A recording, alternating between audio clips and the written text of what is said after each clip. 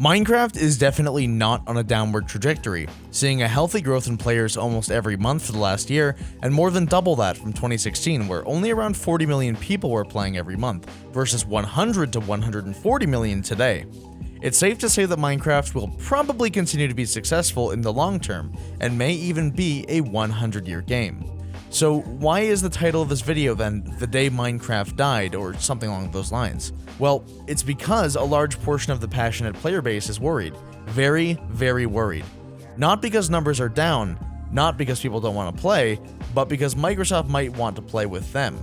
Let's talk about why that's the case, and what update came out on July 27, 2022 that has had people so worried. When you think of one of the best-selling games of all time, what often comes to mind? Minecraft. When you think of games that inspire creativity and wonder, what do you think of? Minecraft. When you think of games that encourage freedom, what do you think of? You might have said Minecraft a month or two ago, but maybe not anymore. You see, recently, Microsoft and Mojang have been making headlines for a rather controversial change to the way that chat and item names are handled in both versions of the game. Basically, with the 1.19.1 update, Microsoft and Mojang are implementing a censorship and reporting system to Minecraft. In Java Edition, this only applies to chat messages, which will be able to be reported via a cryptographic signature to a team of paid moderators at Microsoft that will review them. And if they feel the messages are inappropriate, the user will lose their access to Minecraft multiplayer on that account for a temporary time, or a permanent one if it is deemed severe enough. There is an appeals process if the system is abused, but that is besides the point. A player getting falsely banned for something like this is unfair, regardless of how long the duration is. Anyhow, on the Bedrock Edition, this is even more invasive. Censorship in chat is a thing now to help foster a more child-friendly atmosphere, even in single-player worlds. This censorship also extends to item names when renamed via a name tag or anvil, where offensive words are just replaced with a series of asterisks. Initially, this was also combined with a rather finicky chat syntax that resulted in words like Japanese and Pakistan being censored because of derivative words that could be seen as offensive. Also, night. Yeah, like, hey guys, it's about to be night, can we go to sleep? Too offensive for Minecraft. Now, on the surface, this doesn't seem like the worst change in the world, but I want you to take a step back for a second and consider this. Minecraft originally came out in 2009 in its earliest stages, and hit the 1 million sale mark in 2011. When the game was fully released, there was no chat censorship, and it was made clear that community servers were not sanctioned or operated by Mojang, and they had no responsibility over what was said or done within those servers. A few years later, Microsoft officially bought Mojang and Minecraft for $2.5 billion. Still at this time, there was no mention that there would need to be an overhaul to the chat system. It was still free and self-governing. For about 8 years after this, on top of the already prior 5, there was virtually zero mention of problems regarding chat, and the user base self-governed completely fine without major incidents. Plenty of chat plugins have been made over the years to combat bad actors, and moderators of good communities help keep them safe.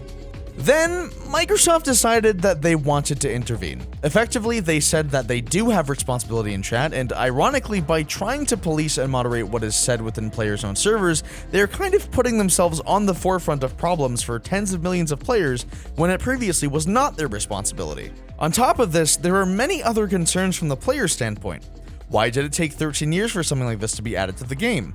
Microsoft has always seemed to be rather hands-off when it comes to the governance of it, so could this possibly signify a negative change for the future of Minecraft? What if they then decide that people can report builds that they don't like? And that only scratches the surface. There's also the issue of abuse. See, there are two sides to this, one of which is servers like 2b2t.org, which is an anarchy server with no rules and no governance. These servers have an infamously toxic culture, but that's kind of the point. As much as many players avoid them, some people like the challenge, and frankly, it's a part of Minecraft's free culture. I'm not trying to excuse people saying horribly offensive things, but more on the side of minor stuff like "I'm going to kill you" in the wrong context could be misconstrued into something bannable. Let the servers handle this, Microsoft. They've been doing so for the last 10 years without any problems. You're not the ones that run the community side of things. The other side of it is the fact that this probably won't actually do much. Players have already created mods for Java that make their messages untraceable to Microsoft, but what if a bad actor finds a way to fake this cryptographic signature? What if someone is explaining how a word is bad and the context is manipulated to make it appear as though they are in the wrong? There are simply too many what ifs in a game like this, especially when it's open source and will be picked apart by enthusiasts within a matter of days or even hours.